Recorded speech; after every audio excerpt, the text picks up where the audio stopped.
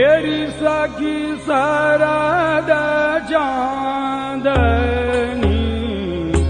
रात